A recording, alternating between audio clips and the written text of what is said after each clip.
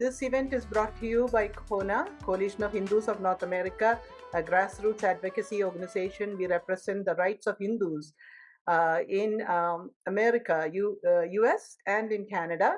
And joining me is Vaishaki Maya as a co-host.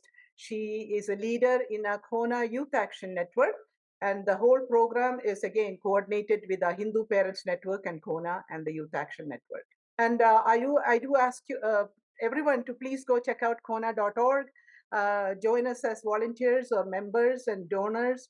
We love to bring these events. These are all free because we believe in the Hindu Dharma and protecting our heritage and civilization and culture. So it's very important that we have our community standing with us. Vaishaki, do you want to say a few words before I introduce our guest? Yeah, sure. I'm excited to be here to do this interview. And as Sudhaji said, I also am a part of the CoHNA Youth Action Network, which is focused on younger, maybe 18 to 30 people. So kids who are just entering colleges and young adults who are just starting their professional lives or are in the middle of it somewhere, and helping them find Hindu identity, their Hindu community, and also advocate for our causes as required, such as when it comes up where, in universities or in professional settings where they need help or support to advocate for themselves. So yeah, that's one of the things I can say about SIAN or the CoHNA Youth Action Network. But I think we should get started with the interview now. Okay, all right. Just a plug-in for HPN, Hindu Parents Network. It's a resource for all parents and students in the US and Canada. We conduct a lot of workshops and events and seminars and ongoing programs for children. Beautiful Tree is our program that a lot of children have come through, and they learn more than what they learn, let's say, in a Balavihar, Balavakendra, which are all fantastic opportunities for our children. And but they also need a grounding in the lands they live outside of India in terms of cultural context and standing for themselves as a Hindu. So Hindu Parents Network, please check them out. We have posted the link there. With that, let's move on to our main event. And for that, I invite and welcome Bhaskar Kamble. He has written an amazing book, and that is the topic of today's conversation.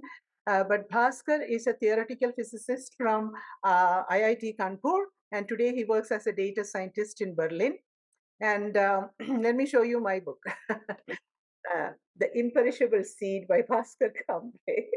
And so the topic is about how Hindu mathematics changed the world and why this history was erased. So that is all important. So Bhaskar, we are going to start with you. Thank you for writing this book. I thoroughly enjoyed reading it. I'm going to ask everybody on this call to buy the book. And if you're grandparents and parents, read the book with your children. Okay, there are portions in it that you can really talk to your children. And I know I invited a lot of my Malayali friends, so I'm going to put a plug in for the Kerala School of Mathematics and the scholars there, which Bhaskar will speak to. With that, Bhaskar, kind of walk us through your journey of coming to an understanding of what there was in our knowledge treasure trove and how you came to write the book. How long did it take you? Yeah, thank you so much for this invitation and for having me on your show. I'm really honored to be here and excited. Um, so as you mentioned, I was a theoretical physicist. I did my PhD in IIT Kanpur, and I worked as a researcher for some years in in South Korea and in Germany, different research institutes. And I was since as a theoretical physicist, I used mathematics in my work quite a bit. And I also used to like the subject of mathematics. But my connection with the history of mathematics was, non-existent. Literally, I just had the basic, mainstream picture that mathematics arose in Greek, ancient Greek, and then later on in Europe, and a little bit of things like zero came in the Indian civilization, the numbers arose in the Indian civilization. That's all that I knew about it.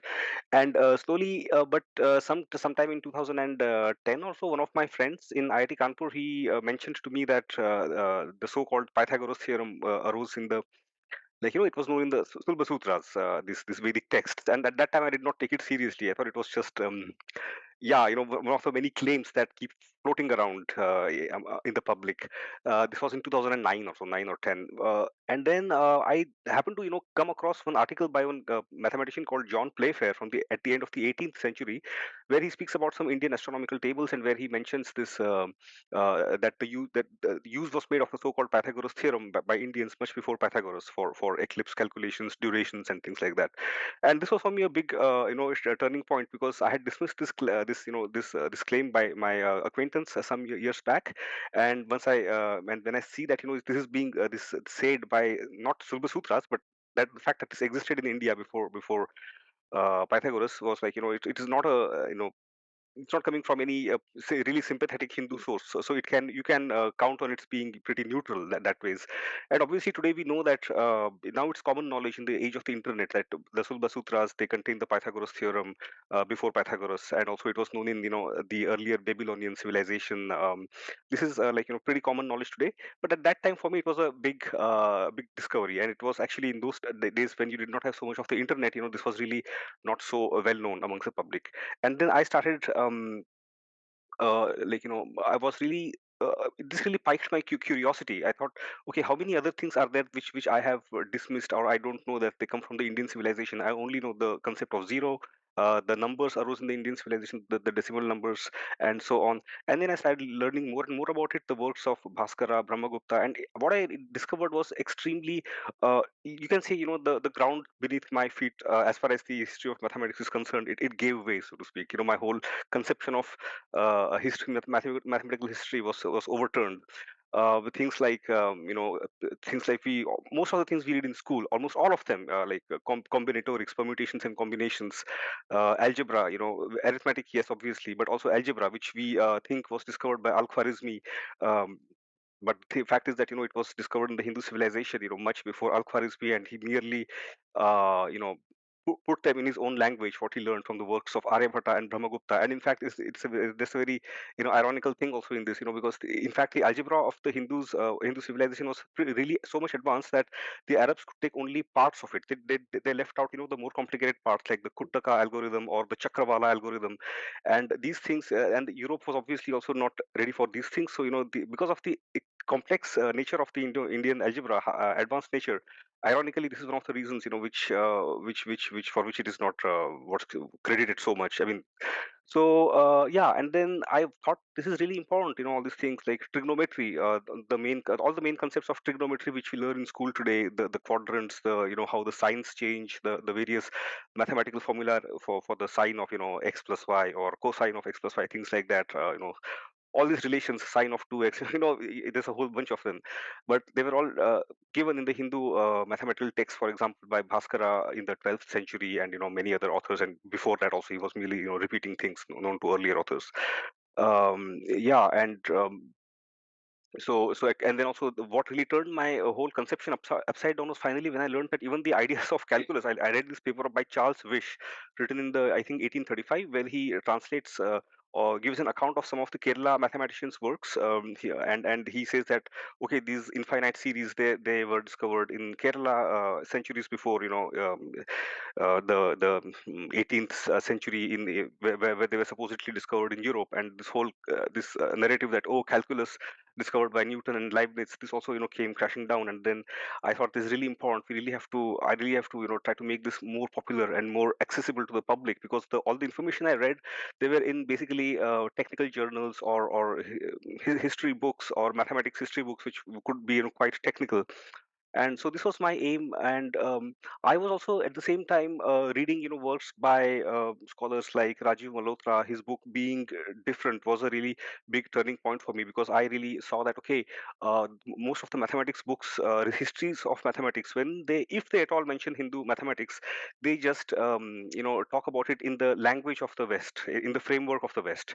And this was for me also a really very important point, that we need to understand it, our own history of mathematics, but not just from the framework of the West, but also what it means to us. How did we develop it? How do we look at it? This was for me a very important point. So I was also quite involved with, let's say, the studying about Hindu philosophy, yeah, from the sacred literature of Hindu philosophy, Hinduism. and I was able to make several connections between these two things, and this was also really a very exciting time for me to be discovering these things and writing about them. So I initially wrote a series of blog articles on my blog sometime in 2014, and I made this manuscript, the first version of the manuscript, sometime in 2017 18. I don't remember exactly, but I sent it to Garuda Publications, Sankrant, because I was put into contact with him from DK Hari and DK Hema Hari, of the Bharat Gyan Foundation, and then so yeah, he found it interesting, the manuscript, and then we edited it together, and it sort of became the version that it is now available, that is available in the market today. So this is how the book came to be. This was And what 2000 is and the yeah. name itself, the imperishable seed, and how does the Hindu mathematics go back to the philosophy? If you could speak to that. Yeah, this is a very nice, a theme in which I have also explored the basics of that in chapter two.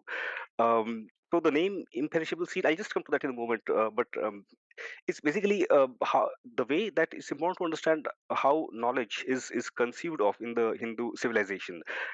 It's like you have this, in the West, you have this the materialistic way of looking at things, or the mechanistic worldview, where everything consists of matter, and you can, like, control things, matter, and somehow then the whole notion of the word, like the whole notion of the concept of consciousness, which is basically limited understanding of the Sanskrit concept of Sat Chit Anand, but that sort of becomes superfluous, and but then it leads to various paradoxes. But in the Hindu civilization, the whole nature of, like, consciousness is built into this idea of Sat Chit Anand, and also the whole the concepts of para and apara prakriti, and which is given by various names. For example, kshara and akshara, the perishable and the imperishable, or kshetra and kshetragya, the field and the knower of the field, things like that. Those concepts like that. And the whole universe, whatever you see in this universe, not just see, but whatever that exists, can be divided into two parts, called as para and apara. And apara is the one which is, like, the observable universe, and para is the one which is the observer. So this observer is the, like, this, so to speak, the higher nature. And you have different accounts of this in the Hindu texts. The most famous of this is in chapter number 7 of the Bhagavad Gita, um, and other sources in the Upanishads also. So and in this sense, this mathematics becomes, like, a part of apara prakriti. But at the same time, there are very deep connections between the para and apara, in the sense of there is also unity between them, which is, also hinted at, or pointed out at different places in the scriptures, which I have explored in my book in more detail. And this is also an example of the so-called integral unity. So these are some of the concepts. And like, for example, when I speak about this unity between the apara and the para, you have statements like sada sach chaham arjuna, so, like, I am truth as well as a being as well as non-being, in the Bhagavad Gita. So concepts like this, exist in the Hindu civilizational framework, which are really abstract, and at the same time they give a nice framework for the development of mathematics. For example, through the ideas of zero or infinity, or even the, like, as you mentioned, the title of my book, The Imperishable Seed, which is closely related to the field of algebra, the subject of algebra. So the subject of algebra in Hindu civilization is known as Bija Ganita, or Avyakta Ganita. And this is in fact the source of the title of my book, because the word imperishable seed comes from the Sanskrit bijam avyayam, that is the imperishable seed, avyayam bijam. This is from one of the verses from chapter 9 of the Bhagavad Gita. So I don't remember the exact verse right now, but basically it means that, like, the whole of the manifest universe which you see around you is like, it's called the vyakta, that is the manifest. And this arises from something which you cannot see, and that is the, so to speak, the avyakta, the unmanifest. So the manifest has its roots in the unmanifest. And this unmanifest is like, is like a seed from which the entire manifest universe sprouts. So this is the bijam is that seed. The Sanskrit word for seed, seed is bijam, and it's like this seed which is imperishable. No matter how many things or manifest things sprout out of it, it does not perish. And uh, and in fact, Hindu mathematicians such as Bhaskara in the 12th century, in his text on Bija Ganita, he I don't exactly remember the Sanskrit verse, but he makes exactly this point that that out of the the unmanifest universe, the whole manifest universe sprouts out. In the same way, from the Avyakta Ganita, the Vyakta Ganita sprouts out. So the Vyakta Ganita is the Hindu term for arithmetic, and Avyakta Ganita is the Hindu term for algebra or Bija Ganita. And you see the connection between Avyakta and Bija, Avyakta Ganita and Bija Ganita here through this. And in fact, there is a very close relation also between arithmetic and algebra. So, and as I have explored in my book, uh, like this, the way the subject of arithmetic developed, in the same way the subject of it is very closely related to the way the subject of algebra developed. There is a close connection between arithmetic and algebra. So I can give you a very simple example like this. So how you add up numbers. So 50, 537, let's say, it's like 5 times 100 plus 3 times 10 plus 7. So it's like a polynomial, like with coefficients. Instead of x you have 10, like 5 times 10 to the power 2, so 5 times x square, and 30 is like 3 times x and 7. So it's like a polynomial in 10, so to speak. And the way you add these numbers in the Hindu mathematical system is just like you're adding polynomials, that is the different powers of 10. And this is exactly the thing, the concept which was mentioned also by Brahmagupta in the 7th century, that when you add different powers of an unknown of a variable, so you add them in the same way, that you keep them separate, and you add them just like the way you add numbers. So this concept of algebra being a generalization of arithmetic has been mentioned in several places in the Hindu mathematical texts by Bhaskara, Brahmagupta, Narayana, etc. So this is a concept which I think which has to be also made really much more mainstream, because otherwise this whole narrative about algebra being invented by Al-Khwarizmi is something which just keeps spreading all over. So the truth is that it was invented in India. Al-Khwarizmi adopted them, and there is a connection, deep connection with the Hindu philosophical ideas, and the connection between arithmetic and algebra also. Mm. So yeah. Vaishaki, you want to go? Yes, I did have a question. I think one of the questions I had, and which I also had when I was reading your book, was it felt like, at least before I started reading this book, I think one of the perspectives you keep hearing is, yeah, Indians invented zero and did some things, but it's fundamental. It's not, it was intuitive, we would have gotten to it anyway, like, in a way minimizing the contributions of Indians. And I think it's important to understand that a lot of these are fundamental, right? Like, these are things that are very important in establishing higher fields of mathematics and greater understanding of the universe. So what did you see in terms of how fundamental, or and how that eventually led to being the contributions being minimized, just in terms of, oh, it's just not that big a deal, they discovered zero. Do you understand? Yeah.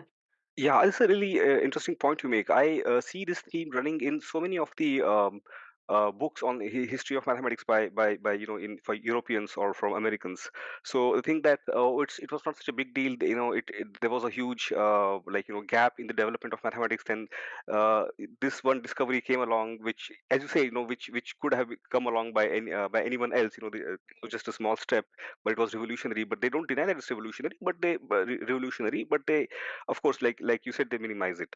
So I think this is really and you also see that in things like when on discussions on things like rational and irrational numbers. So for example, the Greeks had a lot of problems with the concept of irrational numbers, whereas in India this was no problem at all.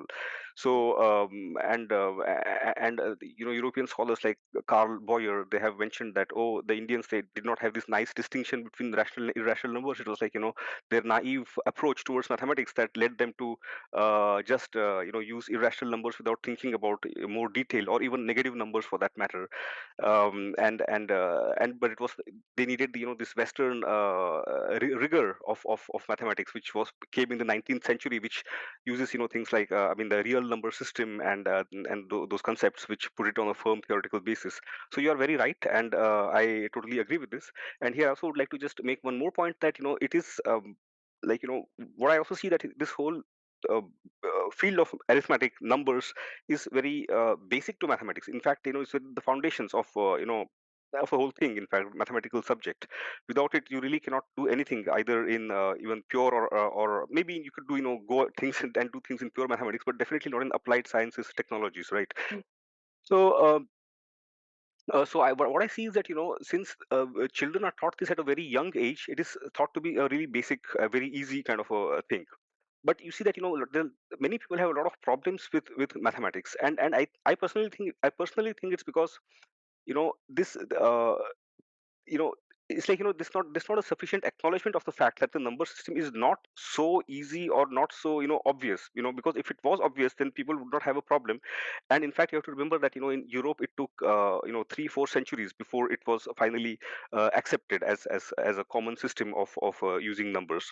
So yeah, so I mean, these are some of the things that I can actually say, to your points.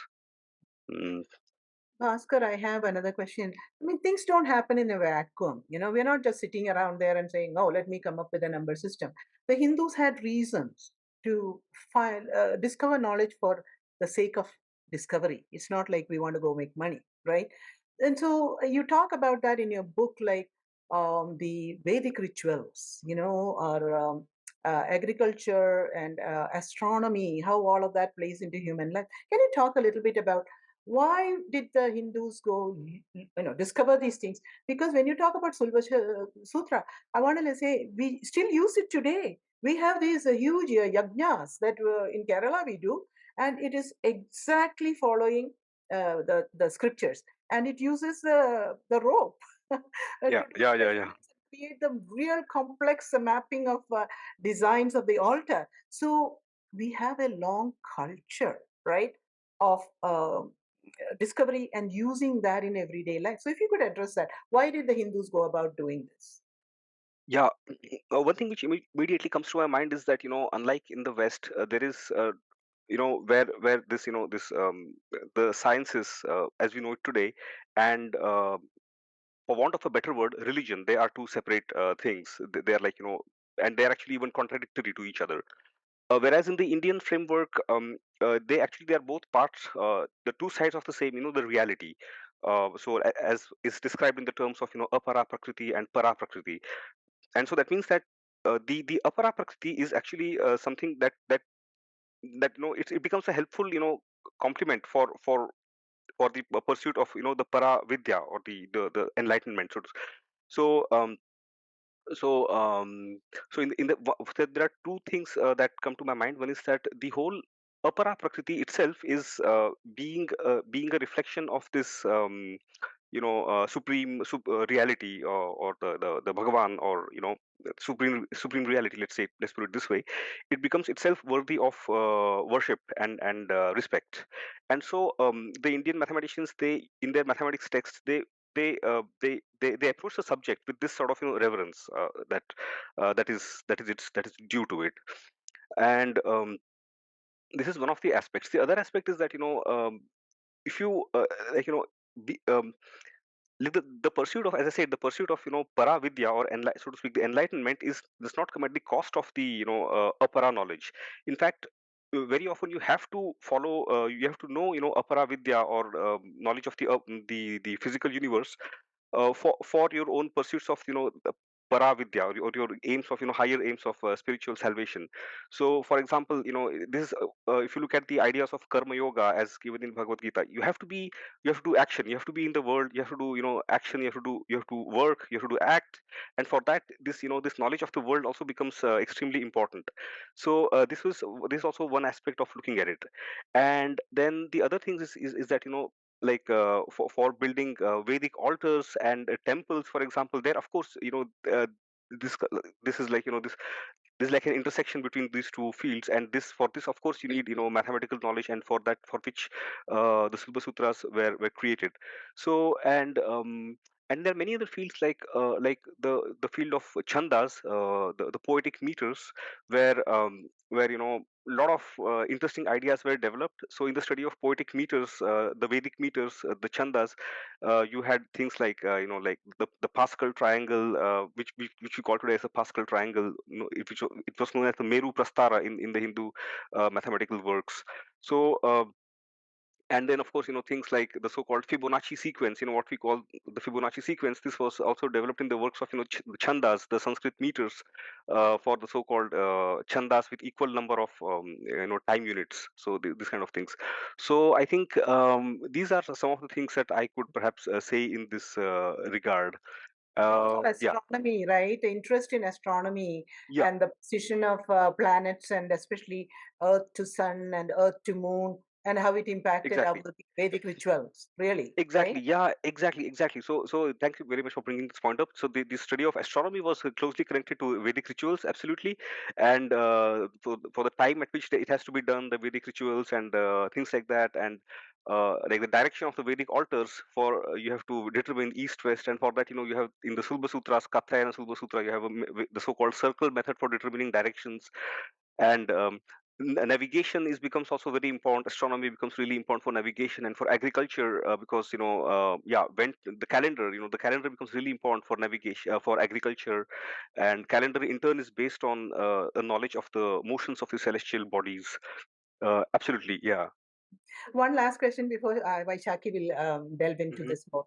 Linguistics. And one you mentioned the poetic meters, and we have an oral tradition of transfer of knowledge, right? From Hmm. one generation to another, the guru, and the student and the teacher sampradaya. So, how did the linguistics play into this mathematics? uh, so like I mean, I'll be forced to go into some details if you don't mind. You Yeah, have given examples of like yeah, the value of pi. Okay, put it into a, let's say yeah. a verse. Yes. Narayaniyam, the last 100th chapter, where it Yeah, says Ayurarogya Saukyam, which itself has significant meaning, but it yeah. also quotes a date, right? Yeah, exactly. So this would pertain more to the number system and the way numbers are represented than linguistics as such. So so like I think, yeah, when you talk about that, yeah. So yeah, the Indians, of course, they developed the decimal number system we use today with zero and all those things. But the way they represented the numbers, they did not, most of the time they did not write literally the numbers like we do today, right? So the one of the things was that they were really interested in also writing their results in poetic form, as poems, like Bhaskaracharya's Leelavati, for example, or many other things with specific chandas. And so for, I think, expressing the results in chandas, numbers are obviously, they are not really so well suited for that if you write them literally in the way we write them today. So they followed some interesting notation systems. So two of them are quite famous. One of them is the so-called Bhuta Sankhya. It's a really old system of notation used since the time of like Panini and Pingala, or at least the 6th century BCE. And the Bhuta Sankhya system, and the other one also which was used very much was the Katapayadi system, so which is, I think, also well known to many people.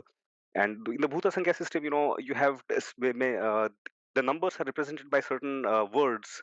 Like, for example, this number one is represented by the word for sun or moon, because there's only one sun, one moon. The word number two is represented by the word netra, or eyes, for the two eyes, or other, like equivalent concepts. Three is represented by I don't know, maybe the Agni, fire, three types of fire, I think. Four by, for example, Vedas, or Yugas, the four Vedas, the four Yugas, things like that, and so on. So they use these concepts to represent numbers, and so that the results could be expressed in a way compatible with the poetic meter being used. Yeah, and so this is, I can give some examples. Like, for example, the some of the Kerala mathematicians works, I think by Shankara Varman, I think he gave the value of pi to, I think, 11 decimal places in the with using the Bhuta Sankhya system of notation. And the other system of notation was the Katapayadi. So this is also very well known. So like if you read the different letters, k, k, etc., and the first column, which would be k, t, p, etc., that would represent the letter one, and so on.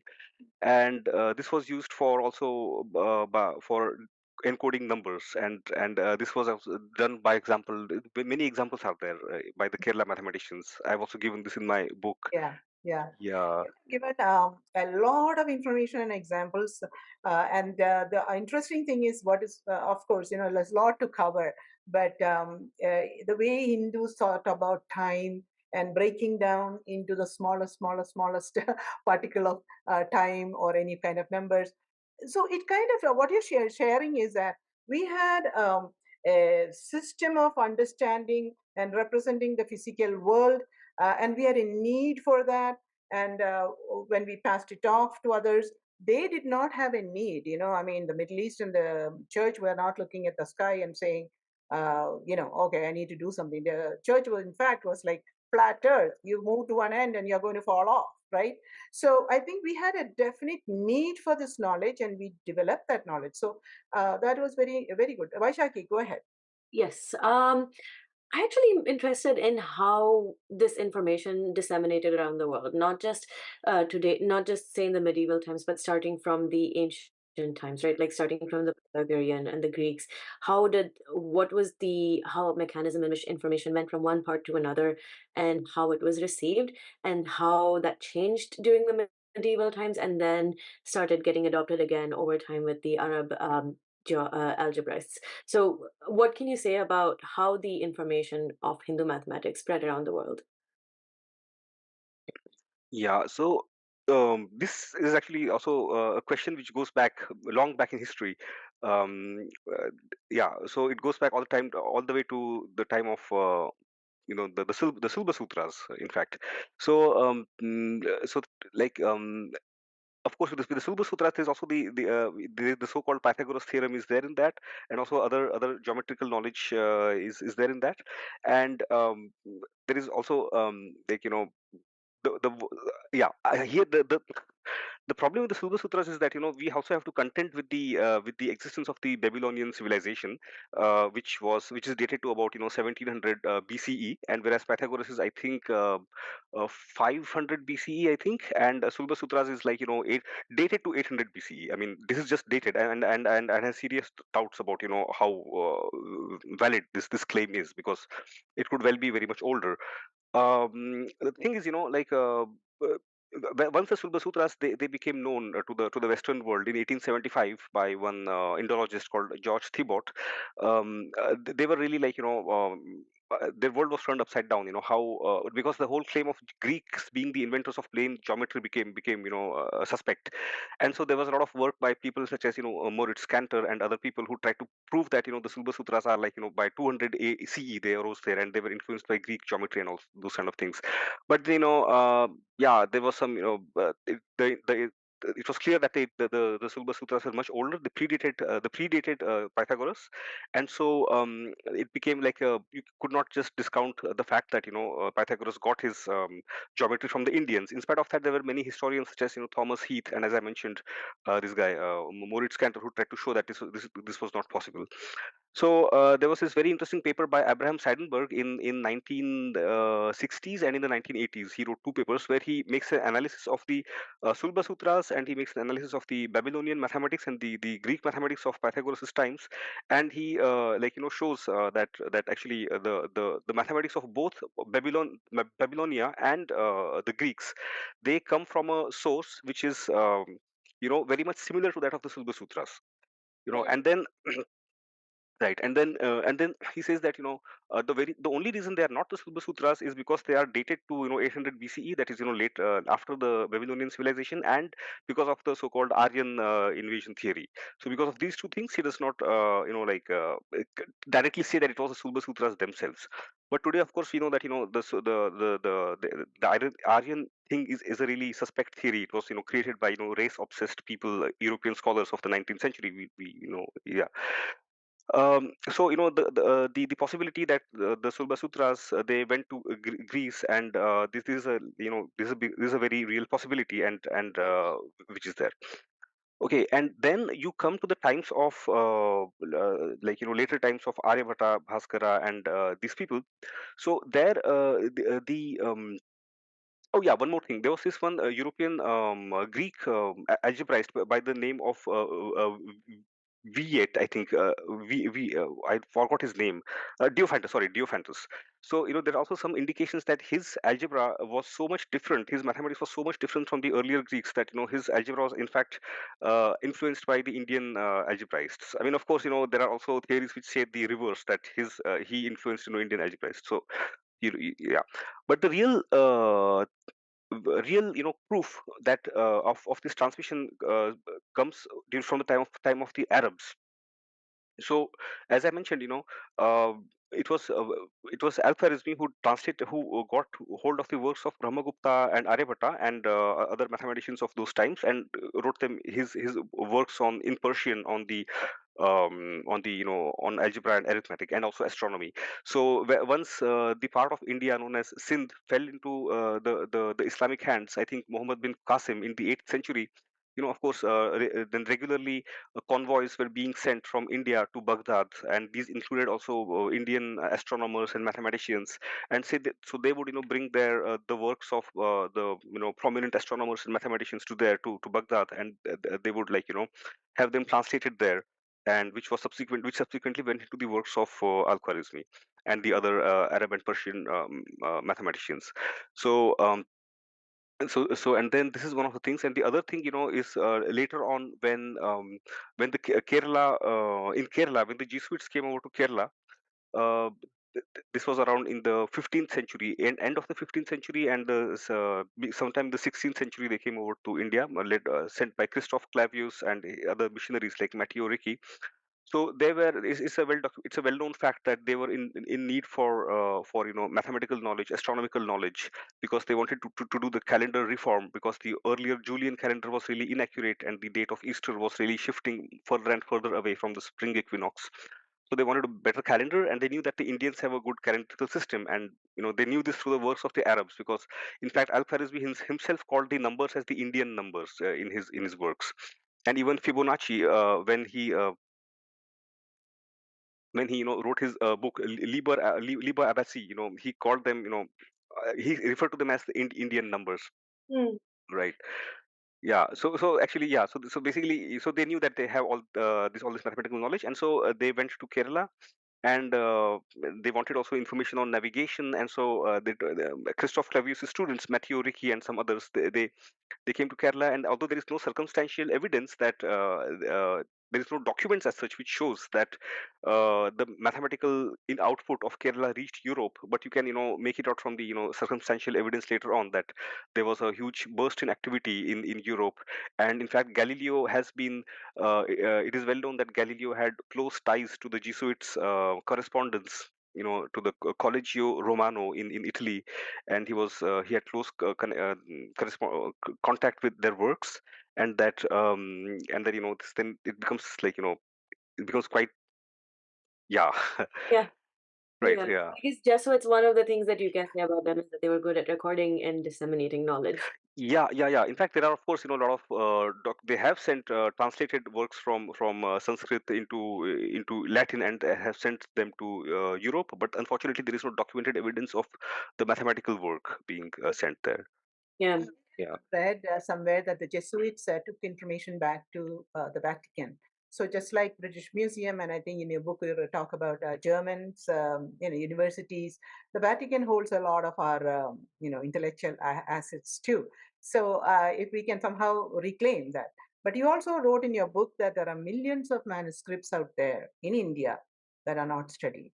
And maybe there are even more millions in those, the old ola, we call it ola, in the palm leaf, right? Palm leaf. Yeah. Yeah, it's probably sitting in the attics of all these old homes. And a lot of times when the homes are sold, and these are probably put to fire because nobody understands.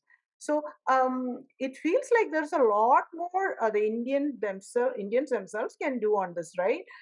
Fund some institutes and collect all of this and keep it in a secure and safe fashion, digitize it, and encourage our own young people to go study about all of this, right? Um, so from that, I just wanted to ask you one question. You talk about a few things in the book that are very relevant to things we face in the US. Aryabhatta. And we know about Aryabhatta and the timing because he wrote, I think, in code in the book, right? So many years after Kali Yuga, I'm writing this book or something. But you say that Aryabhatta was a lower caste. And I'm bringing this up because it's a very big topic in the US where the term caste is used against all Hindu Americans as and defining us as oppressors and all that, and that knowledge Hmm. was denied to the lower caste. But Aryabhatta is a total anomaly to that claim, right? He was 23 years old when he wrote the book, and he became the head of Nalanda. So, so what do you think? At that time, I think knowledge was available to everybody. That's how I read it. Yeah, sure. Uh, I think what what I really want to perhaps emphasize before going into this is that when such claims of caste discrimination or social discrimination are made against Hindu society, it's really important not to go on the defensive, not to try to show that see you are making this accusations against us, but see, we were not so bad, so I think we should not really be forced into that corner, going on the back foot. That's for sure. That's because the people who are making these accusations I are their antecedents are themselves highly suspect. From where do they come from? What do they know about the Hindu civilization? What do they have they studied any tried to study it at all, in the as an insider? And the answer obviously is no to, to most of these things. And the whole this accusations against the Hindus of against the Brahmins, against the caste system, etc. It just reflects word to word the atrocity literature uh, during the time of the Christians, the Christian missionaries, during the times of Francis Xavier and all the rest of the other missionaries during the British rule.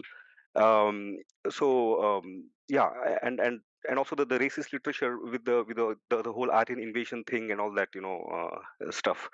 So but at the same time, having said this, for the sake of the truth, it's also important to not to to defend ourselves, but for the sake of the truth itself, it's important at the same time. From this perspective, it is important to say what the situation was. Mhm. So of course, like I this regarding Aryabhatta being from a lower caste, I had a conversation with Professor MD Srinivas in after the book was out, and he read the book in detail, and he gave me a very detailed feedback on the book, specifically with respect of Aryabhatta. He told me that there is nowhere is the caste of Aryabhatta mentioned. So I think this Aryabhatta would be a little bit of a problematic example for our conversation. But at the same time, he mentioned, Professor MD Srinivas mentioned to me that many of the even the mathematicians of the Kerala school, who most of them were Nambudiri Brahmins, many of them were the also not upper caste. They were, so to speak, the lower caste. So he gave me some examples like Shankara Variyar, Achyuta Pisharati, and Shankara Varman. He gave me these three examples. They are not from the Brahmins caste. They are the so-called from the lower caste. So this is very important to mention this. This was probably no, this was in the 16th century, sometime in the 16th, 17th centuries in this time. And now when you come to also the more recent times, let's say the 19th century, you have the work of Dharampal, the beautiful tree, in which he analyzes the different documents written by the British about the state of education in different parts of the country. And it becomes pretty clear that immediately it becomes clear that the so-called lower castes were highly represented in the education system. This was yeah, and I mean, he gives numbers, even statistics. I don't remember them, I don't have them in my head right now, but many times, many of the fields, the majority were the so-called the non-Brahmins, the non-upper castes. Yeah. So so it's like people who are making these accusations, they must actually look at these data, these statistics, this literature. They must make this basic study they should do of these sort of facts before This is why making. this topic is so important. Learning about the history of mathematics, uh, learning these nuances about how knowledge was available to everybody in India. yeah, The Gurukuls had the highest representation of the so-called Shudras. The other example you bring up in Kerala School of Mathematics is the Narayana Bhattacharya, right? He yeah, goes to the Shudra. I mean, in today's yeah, world, I want to qualify this whole class system. It's the yeah, American colonial pyramid. Okay, we don't live by yeah, that pyramid at all. But according to that pyramid, Tunjata Elthachan was a Shudra. But Narayana yeah, Bhattacharya, the so-called very well learned astronomer, polymath, goes to Tunjata Elthachan for advice. And yeah, that is, he gets advice to write the summary of Bhagavatam as Narayaniya. So yes, it's a fantastic example. So all I can tell the audience is don't believe this one statement here or that statement. You need to read these kinds of books, right? Dharampal's A Beautiful Tree. Put your kids through Hindu Parents Network, a Beautiful Tree ongoing program. Let them learn a full context. The other one question I have, Bhaskar, is all of your primary sources, were they all Sanskrit or were they, English and others? I'm actually, before you get started on that, I'm going to ask a follow-up question to that. And this is coming from the fact that there is a lot of interest I see among the youth today in getting started and learning about our historical sources. So, with the context of that in mind, if someone who doesn't know anything wanted to go down this journey, who has an interest in mathematics and science and wants to get started exactly probably where you were a few years ago and get started and learn more, starting from some secondary sources, moving on to primary sources, what would you recommend for them to do? um, yeah. So to begin with, of course, the secondary sources are really important because uh, in the primary sources, reading the primary sources, they have their own challenges. The study of Sanskrit, for example, knowledge of Sanskrit, or the availability of the primary sources. Where will you find them? For example, these are some issues, and that actually brings me also to a very very important point that there should be, in fact, readily available copies, publications of the original sources with the proper translations of the main works. I mean, people like Professor Srinivas, Professor K Ramasubramanian, and Professor M S Shriram, these well-known historians of Indian mathematics, they are doing a wonderful job. They are doing amazing job. They have published English translations of Tantra Sangraha by Nilakanta Somyaji and Jyeshta Deva's Yukti Bhasha, basically the Kerala School of Mathematics, and they are working on other works by Bhaskara's Bija Ganita and Siddhanta Shiromani. So they are doing really amazing work. But this is such a huge corpus of works, like Brahmagupta, for example. It's like you have to really dig into the archive.org website for getting these PDF files of the original Sanskrit primary works, and then so I started off, like as an amateur, obviously, with reading research articles, secondary sources, and commentaries by modern day scholars. And slowly, as I wanted to know more and more details, I went more into the primary sources. So, for example, when I read somewhere that in the context of algebra, we use today x, y, z, all these symbols, x square, and all those things. When I heard that they sound really modern, but when I heard that these Indian mathematicians use these symbols in their works, I was really curious. Okay, how did they really do that? Let me try to find out where did they do that. So I went on a went down the rabbit hole, you can say, of the internet to look for these documents, and yeah, it was really a big search for, and then I was able to locate many of them and to and refer to them, right? So this is one of the things. Then the other thing is, I also noticed was that with especially with the subject of linguistics and prosody, especially with prosody, when you look at this Pingala's Chanda Sutra and other works by the prosodists such as Hemachandra and Halayudha, they were from the 8th, 9th centuries, where you have the so-called Fibonacci sequence. I saw that you don't have, translations. You do come across, either the Sanskrit works, original works, or Sanskrit commentaries, but you don't come across any, like, translations into English, or maybe, yeah, maybe English would be the most convenient language, of course, but not even any other Hindi. Even those were not really available. what I actually, in fact, what I had to do, in fact, was refer to some works by this German Indologist called Albrecht Weber from the 19th century, and he had translated works of Pingala's Chanda Sutra and translated them into German. And since I'm in Germany, and I have learned German over my stay here, I was actually able to access those the meaning of those original Sanskrit sutras and the commentaries by the various authors such as Halayudha. And this was for me like really good experience for me to get this information. But I think it's a really matter of high priority for everyone interested in education in India or all over the world for that matter regarding Hindu civilization that these must be made more available, accessible. Sudhaji, I don't know, like Sudhaji, did I answer your question? Did I address that also? I think so. Uh, I think you mm, did. One of the things I'm seeing about the title of the book itself, The Erasure of the History, it's more like how our, current practices of yoga, meditation, even Ayurveda is appropriated and the Hindu roots are removed from it, right? And same thing, I mean, for mathematics, it seems like it happened in the past century. It was completely removed. That is appropriation and that is Hindu phobia. Sorry, we are Hindu advocates. I have to throw in these kinds of terms because it is what we are facing in the West here. So erasure of the other one I would say is erasure of native history, native knowledge is very much a colonial thing, right?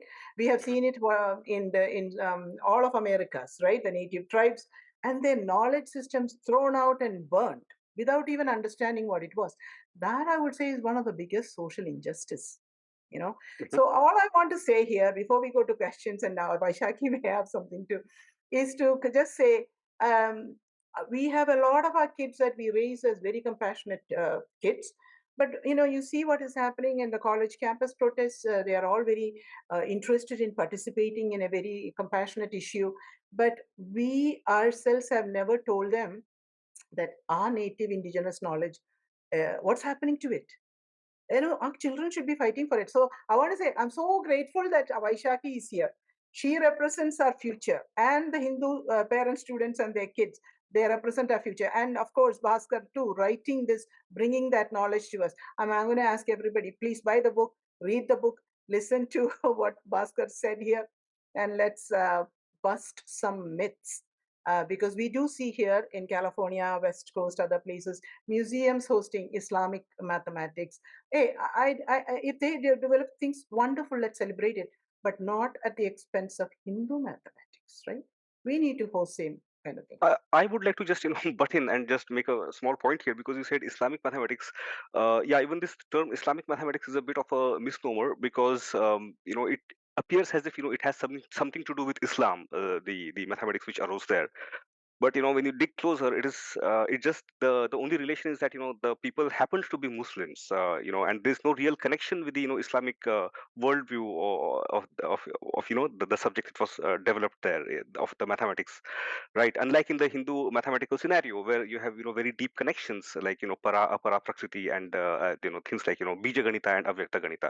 So this is one of the things I just wanted to point out. And in fact, the whole Islamic mathematics thing, that actually arose when because of it was like a legacy of the Persians, because when in Persia there was this king, I forget his name, maybe Khusro perhaps, when the you spoke about you spoke about erasing native cultures. So the Christians in Europe in the third fourth centuries, they started persecuting the Greek philosophers who were the so-called pagan philosophers who had their own multiple gods and things like that. And they to escape their persecution, they took their philosophical and mathematical works, and they came to Persia in that region. And then later on, Persia fell into Arabic hands with the rise of Islam in the region. And then it was this tradition of this knowledge of Persian knowledge which sort of was appropriated or taken over by the Arabic empire. So that's the only connection of Islam with this thing. Just wanted to, I was trying to be yeah. nice. I want to be nice No, to no, you. no, no. I just totally understand, but I just wanted to bring this point Thank you because it's, for thank you for yeah, yeah, clarifying. That is very yeah, important yeah, because, like you said in your book too, the Islamic yeah, invaders are the ones who torched Nalanda University, right? So mhm, destruction of knowledge was part of it. But yeah. So I'm going to go to the questions, Vaishaki. You can pick one. So somebody's got a question here about why not present this on PBS. We would love to present it on PBS, Ramesh ji. Please get us on PBS. I'd love to see NPR and public broadcasting services host us. If they do, we're happy to bring Bhaskar ji and other authors like him to talk about Hindu intellectual assets. And then, Shaki, you want to go? Yeah, I think also to follow up on that PBS question, we may not be on PBS, but we will be on the CoHNA YouTube channel soon. So you can take that also. I mean, yes, it'll be in the form of a talk slash podcast, but at least we can start with that and spread information from there. And also, buy the book. So I think one of the questions, and this might be a little out of the scope, but I think it was interesting. These perspectives on representing numbers in different ways, could we possibly trace this back even further to the Sindhu Saraswati civilizations and maybe use that in an approach to decipher some of their language? I am not qualified to answer this. I'm so sorry. This takes me really beyond my subject matter, unfortunately. Yeah, it's a very complex field of its own. Uh, yeah, I think there are works by, I think, uh, yeah, other scholars, like I think maybe Talagiri or someone, Talagiri, he has written on the, yeah, on sort of themes like the so-called art invasion, but yeah. Okay. Mm, Some of the other questions, I think a lot of them are about your primary sources. And I guess one of the questions I can ask to that effect is, I guess everything that you've used in your research is mentioned in the book as one of your citations and references, correct? exactly. Yeah, this was in fact one of my priorities. I wanted to really document all the references. So, like, I didn't want to make even a single claim, without backing it up. So the references are all really meticulously detailed and given there. Okay. Yeah. Sorry, I go ahead. see a question on AI, and I want to laugh. I'm sorry because you go post a question in AI. I just did a simple ask. I said I want to talk about Hindu women, how they are promoted in ancient Hinduism.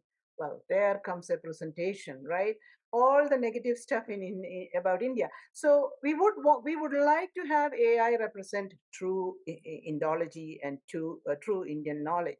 For that, we need our own people contributing to the knowledge mass out there. I have to say, we are drowning in the colonial and the non-Hindu religious atrocity literature, which Bhaskar referred to. And as long as that is the predominant source for AI and others, we are fighting a losing battle. So the talks like what we are doing here with Bhaskar is bringing directly to you what is the truth. It's up to each of us to learn that and take it out. And let's fix AI somehow. I don't have the right ideas. I'm looking to the bright minds out there, Raj Vaishaki. I think there are, and maybe Bhaskar ji, you might know more about it, but I know that there are some departments in IITs. I think Hyderabad has one. I think maybe even Kharagpur that's now trying to look at the history of Indian knowledge systems, right? Oh, yeah, there are, of course, many organizations and institutes and scholars who are working on this. So there is no lack of information. It's only, like Sudaji mentioned, it's in the mainstream information, things like Wikipedia and other sources, which are the source of all these language models which we use and ask questions.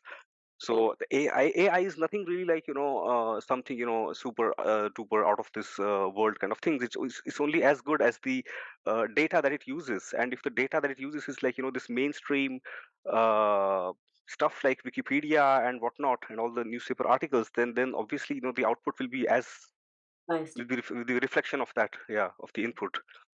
I think Uh, there is one question here on Vedic maths, and I guess the person has asked, some Sanskrit scholar saying that it doesn't actually have any origin in the Vedas. So, did you come across any knowledge about the actual Vedic maths as a field? It's actually a very pertinent point. In fact, the term Vedic mathematics is really confusing because what we today understand as Vedic mathematics was created by Jagat Guru Shankaracharya of maybe I don't remember when exactly, but it was done in the 1930s by one, and he wrote this booklet called Vedic Mathematics. And and because of its name, many people have this belief that this Vedic mathematics written by him is a part of the Vedas. Actually, it is not true. This is not part of the Vedas. It is in fact, yeah, in fact, one of the greatest historians of Hindu mathematics, Kripa Shankar Shukla, K.S. Shukla, who has translated many of the works of Aryabhatta, Bhaskara, he wrote an article on this saying that, basically, like, saying that there is Vedic mathematics is not part of the Vedas, and it should not be really called Vedic mathematics. So this is the thing, and I personally do not agree even with the term Vedic mathematics. I think it's like, unfair, because it takes away the attention from the actual mathematical content of the Indian civilization. That's one thing. And the other thing is that, it gives the impression that it's part of the Vedas. I mean, if you really speak about Vedic mathematics, then strictly speaking, it should be the Sulba Sutras, because the Sulba Sutras are part of the Vedas. So they are Vedic mathematics in the, strict sense of the word. So yeah, this is my view. There is a question about zero or shunya or literary references. Did you, I mean, was there a literary, some reference about the zero and shunya, how we came up with the concepts? The word shunya, of course, was, I mean, it's definitely there in the works of, like, Aryabhatta and, like, Brahmagupta. Obviously, they have given the whole number system. It's by then it was well established, and I think even in the Bashkali manuscript also there were references to that, if I remember correctly. And yeah, and I mean, like, yeah, I mean, I actually don't know the exact history, how it was developed across the centuries before. You had this concept of Lopa, I think, in one of the some of the works of Panini, and in fact, if you look at the Pingala's Chanda Sutras, he gives the algorithm for converting, a poetic meter into its index, and vice versa, and that's exactly similar to converting a number into its, binary equivalent, and vice versa. So if you look at the sort of, so it it could be that, that the roots of the number system are located in these sort of, concepts used by them. But more than that, I don't have more information on this. Right, and maybe one more thing maybe I just mentioned is that, and Brahmagupta also in his Brahma Sutta Siddhanta in the 7th century, he actually gives all the rules of arithmetic, fractions, numbers, negative numbers, addition, subtraction, and there he, says, how the rules for zero, like, the sum of two numbers who are, opposite in sign but equal in the magnitude, they are equal, that's equal to zero. Any number multiplied with zero is equal to zero, things like that. In fact, all the kind of arithmetic rules we learn in school when it comes to negative numbers, fractions, it's all given by Brahmagupta in the 7th century in his Brahma Sutta Siddhanta. I mean, this is like, one of the most shocking things for me, that we learn all these things in school, but there is no reference to Brahmagupta, to the Indian mathematical roots of these things. And the same holds true for, a bunch of other subjects like trigonometry and algebra and things like that. Yeah. How do we fix Yeah. it, Bhaskar? I know you're writing the book. I shouldn't be asking you to write another thesis, but you writing the book and bringing it is one way to do it. But for the general masses, I'm just trying to think. I don't know how many people have read or even bought Leelavati by Bhaskaracharya or Arya Bhatia. I ordered 3 copies of Arya Bhatia. It took us 4 months to get the book because the demand is not there. Who should create the demand? We should create the demand, right? We should. So maybe learning a little bit Sanskrit. Do you think that helps to learn Sanskrit? And have teachers address some of these things, maybe take us through a little bit of Leelavati on problems and things of that nature, simple things, right? I'm just wondering, how do you really bring this back into the educational system in India and abroad? Sure. I mean, I think the government has to play a huge role in this, because we as individuals can do only so much. We have only, that much reach. But the government, it has to really put this information in school textbooks. I mean, I don't know what the present government in India is doing. I mean, it's like, the less said, the better. But yeah, like, this sort of information has to go into the school textbooks, like what I said just now about Brahmagupta, the number systems, for example, the rules of arithmetic, things like that. They have to be mentioned. You don't have to introduce a new subject. Is really an important point to put this in school textbooks. You have to, in India, you have to, at least in India, if not in the US, the school curriculum has to address all these this fake narrative of atrocity literature against the these so-called upper castes. The state has to play a huge role in this, and apart from that, what one could also do, yeah, as you said, learning Sanskrit for the at the individual level. This is one of the things, curiosity at the individual level is really very important. I think that this is really important, because otherwise, one just ends up consumers of some corporate information or mainstream information, of propaganda, in fact, and this effort has to be made to find out things.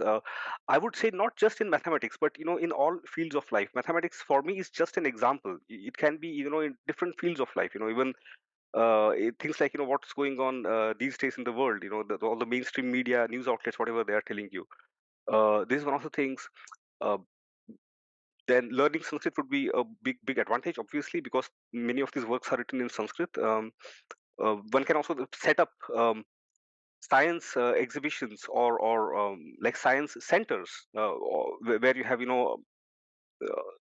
departments where you have, stalls relating to the Hindu mathematical content, right.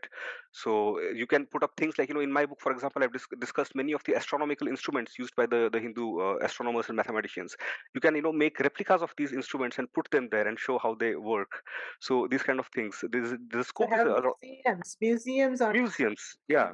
has a great potential for more tourist attractions based on museums on our Hindu knowledge systems. Like if you had we don't even know for sure where the Kerala history of mathematics, I believe it was called Sangama Grama. I guess that was the Hmm. term. We don't even know exactly the spot where it is. And it is only 150 years ago that it closed. So how quickly we forgot, right? If we could reestablish a museum in that name and start to learn the scholars, Absolutely. Aryabhatta in Bihar, and I think Bhaskaracharya, everybody, they were all came from different parts of India. Why not establish a new pilgrimage route? Looking for Absolutely, and you brought up a very important point. They came from, all different parts of the country. So like, this shows this, this inherent unity in the whole civilization. Even though there was not a central, kingdom ruling over all these provinces, there was still this, inherent unity which was there. You did not have to work to achieve that, unlike in the case of the West, where, you have this political unity which is often imposed by fighting many wars and like that. Yeah. looking at the questions by Shaki. I think most of them have been addressed. Huh? Yeah, I think there are a couple. I think there was one question that I think is interesting. The how does the Surya Siddhanta, which is supposed to be a lot older, how does that fit into the field of Indian mathematics? So I have avoided, discussing the Surya Siddhanta to in a lot of detail in my book. In fact, because the problem is that, yes, it is a very ancient text when it was first created, but, over the Mm. centuries there have been many additions by other writers. So you really cannot figure out, what was the original state of the text. So that's why it's a bit difficult to make conclusions from the Surya Siddhanta. So I mean, since you bring this up, since this point about the Surya Siddhanta is brought up, I would also like to mention here a very interesting fact, regarding Greek mathematics, Greek mathematics of Euclid and Archimedes, and the other, big names that we hear. So it's the same situation is true even with the case of the works of Euclid and Archimedes. At least for the case of Euclid, he's famous as the author of the Elements, and which is the most the ground. How do you say, the basic book of Western mathematics, and every mathematician swears by that book. It's like, the most, yeah. But the thing is that even the case of Euclid, the Elements is like, Euclid supposedly lived around 300 BCE, and the current version of the Elements that we have is basically, translations by the Arabs and Persians. They translated this, Greek works of which the, the pagan Greeks, so to speak, brought into their land. They translated that into Arabic and Persian sometime in the, I don't know, yeah, ninth century or so. No, maybe sixth, seventh, eighth centuries, maybe around that time. Yeah. And then the European translators, they went to Spain sometime in the, I don't know, maybe 10th century or so, and then they translated these Arabic and Persian works back into Latin and Greek, and then, you know that is the, current volume of the elements which we have today. Oh, I So didn't this know whole, that. It's not the original volume at all. no way. And this was like this. This is like, I have addressed this point also in great detail in my book. So, and yeah, it's actually, this is how propaganda works. Everyone thinks this is the work of the original Euclid and Archimedes, but dig a little deeper. Centuries have passed before the first translations into Arabic and Persian have occurred, and then they have been translated back into Latin and Greek. And of course, you don't know what all has been added in this whole process. Yeah, Yeah, that's a good point, especially since at that time the Arabs were also syncretizing knowledge from all these different sources. yeah. Any other questions, Vaishakhi? Or Well, I don't think so. I think a lot of the questions that are here are actually answered in the book. So I would say take a look read at the it. book? Yes. Yeah. So once again, thanks to everybody who joined today and listen to us. We'll have this out there on our YouTube channel, CoHNA Official. We'll have the YouTube uploaded. And Bhaskar ji, thank you. May God bless you. Yeah, Okay, thank you because so you much. wrote a Yeah, wonderful book. And keep us educated because we need people like you to bring light. thank you so much. Yeah, Satyomaya tamasoma jyotirgamaya, right? Mrityoma amritam gamaya. So you are on that path. So thank you for that. And with that, I think we'll conclude today's session and look us up on CoHNA.org, HinduParentsNetwork.org, and watch for more exciting stuff coming from our Youth Action Network. Stay engaged. Thank you.